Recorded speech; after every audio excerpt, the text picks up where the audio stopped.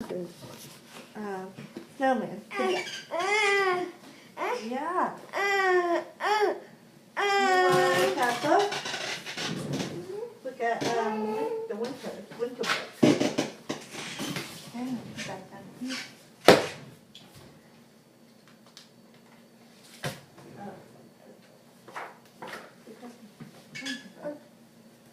Oh, look at the winter book. Right there. Right there. Oh, that sounds awful, Maggie said, smiling. Nathan read from his paper.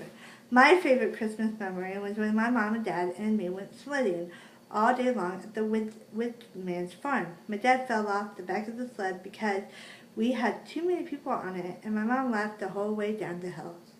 Then we ate chicken and dumplings and drank hot chocolate, and my mom and dad danced around the Christmas tree. Maggie admired the story and smiled at the backwards D's and G's that looked like J's and M's, with one too many humps. She complimented Nathan for having such a good memory. It was hard to believe that it had only been 3 years ago. Maggie could see it all as if it had just happened yesterday. She and Jack had sandwiched Nathan on the sled, and just a quarter of the way down the hill, Jack fell off, and Maggie howled with laughter, watching him tumble and roll down the hill before coming to a complete halt, spread eagle on his belly. That would definitely have to be my favorite Christmas memory too, she said, holding the story. Mine too, Jack offered, even though I couldn't walk straight for 2 weeks afterwards. Then, remember you and Daddy dancing around the tree? Nathan teased. Maggie's eyes blurred. Jack always loved to dance, even though he wasn't very good. But when he lacked in grace, he made up for it in reckless abandon. Your mother is a fabulous dancer, Jack told his son. Miss Patterson told us about her Christmas shoes, about how she danced in a special pair of pink shoes from her grandmother gave her. What's that?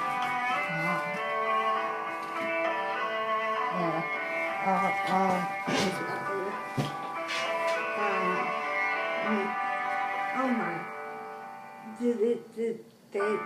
Miss Cousin told us her Christmas story. She even slept in them, Nathan said. Oh my. They do sound very special, my dear agreed. Evelyn pulled Rachel from the tub and wrapped her in her favorite snuggly towel, then took her into her room, closed the door behind them. Maggie looked at her son's handsome face. He was his favorite child, his father's child, blue eyes and all. In the quietness of the moment, she knew she had to talk with Nathan about the coming days. She knew this might be one of her last chances to spend some quality alone time with her baby boy. But she struggled with how to begin. Honey, would you mind making me something warm to drink? She asked Jack, her eyes imploring him to leave the room. Jack jumped from his seat, knowing what his wife was about to say. They had talked about it in the previous days, how, what, and when to tell Nathan Maggie's condition about rapidly worsening. Neither Jack nor Maggie talked about time, but they both knew it was running out. Sure, he said. He started exiting to the kitchen. Miss Patterson always thinks of such fun things for you to do, Maggie said to Nathan. What was the story you had to write a few weeks ago that I liked so much? About the frogs? No, I liked that a lot, but wasn't there one about flowers? Oh, yeah, his eyes drooped. What are flowers thinking underneath all that snow? Maggie smiled as her son said, whoa. Don't rip it. The library. Don't rip it. See, look at the pictures. Okay, I'll take it together.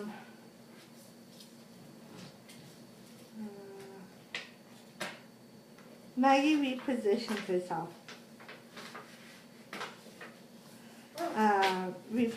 Fighting back to it. Where am I?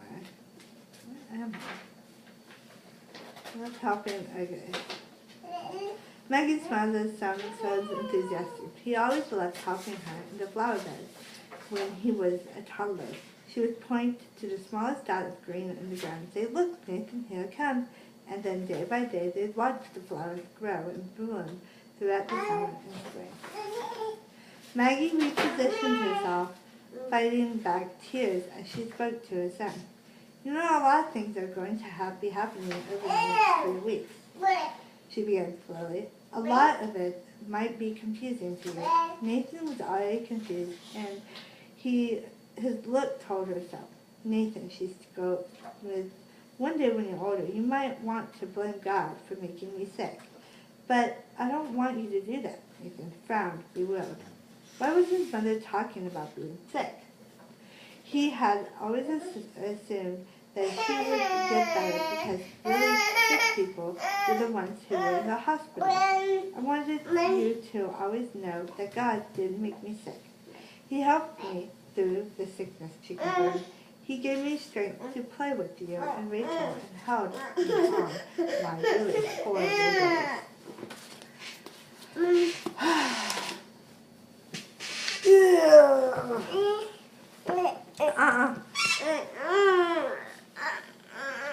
You want to feed? You want something to drink? No. We're not playing with that. Okay? You want to stay here. You want to read a book? I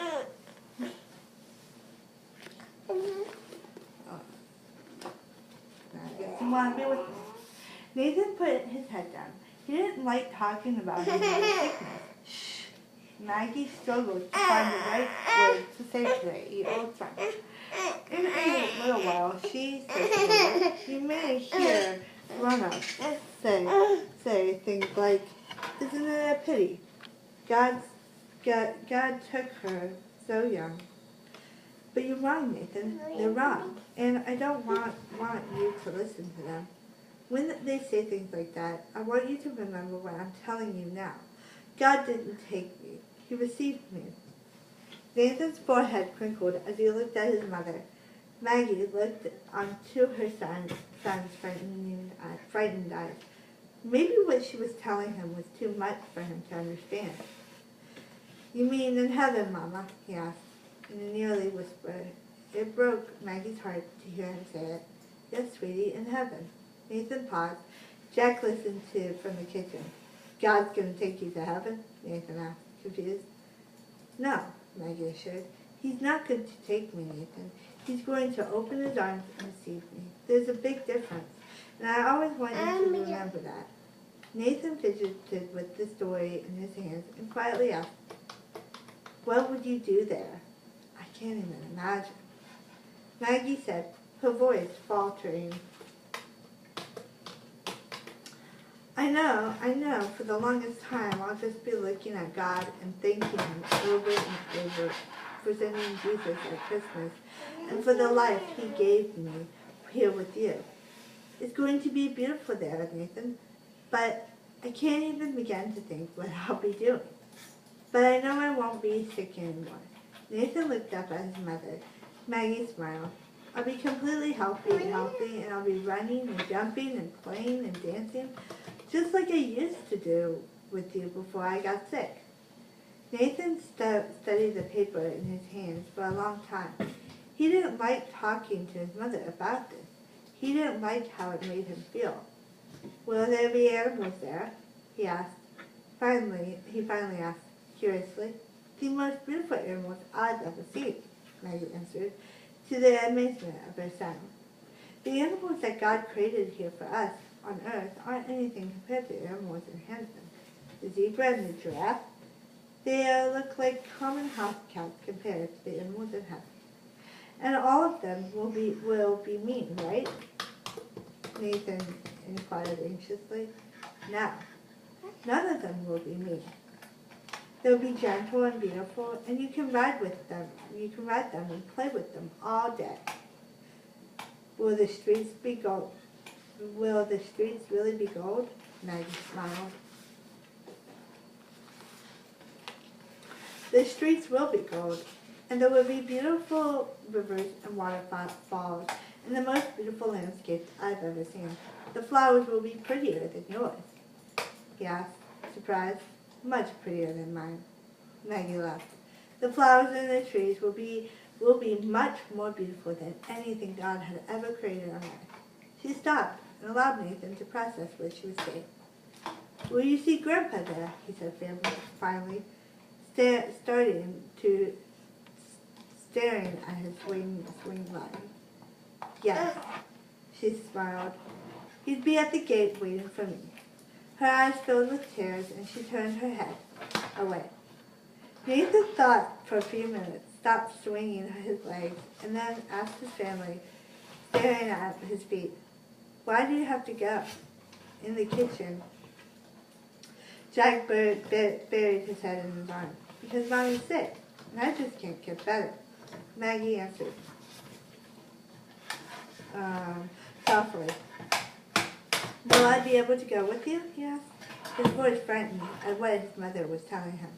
Maggie clenched the bed sheet and twisted it, tears rimming her eyes. "Oh, sweetie, you can't go with Mommy."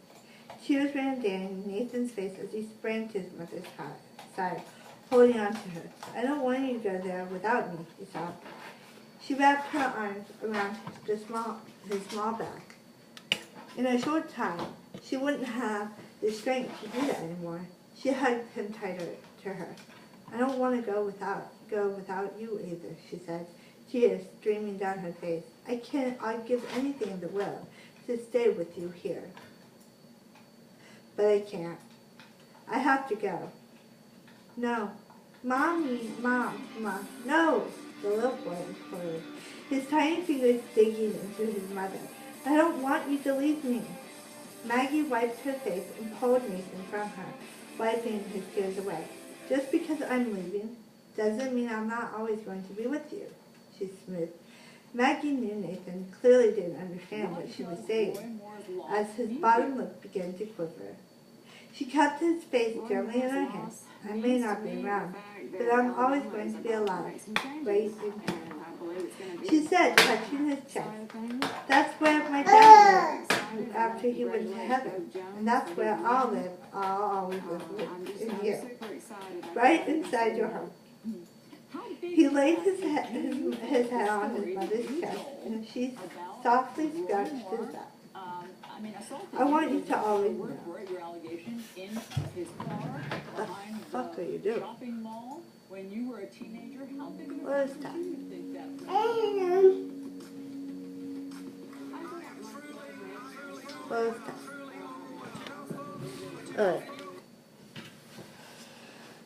"I want you to always know," she said, whispering to him, "that the greatest joy in my life is being your mommy." She turned his face towards hers and kissed his forehead. Looking into his eyes, she prayed that she would remember this night. That one day it would have given him peace. That it would give him hope at Christmas. She hugged him tightly, kissing every part of his face. As the boy squirmed and started giggling in her arms, "You better be ready for bed, my little man." Jack stood in the kitchen, wiping his eyes with a dish towel before heading into the living room. He didn't want to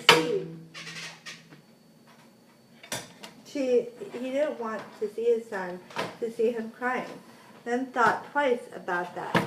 Maybe it would be good to let Nathan see him crying to show him that it was allowed, that everyone did. Not go on back to your room, Nathan, Jack said, "and I'll be back to tuck you in a minute." "Love you," Maggie said, kissing the little boy again. "I love you too, Mama," he replied, kissing her goodnight. Nathan made his way down the hall, unaware of how a conversation would one day affect him. A flood of emotion washed over Maggie's face. Jack sweetly kissed her eyes and wiped her tears. He would try to explain it to Nathan someday when he was older. He would explain it again and again until Nathan understood. And that is it.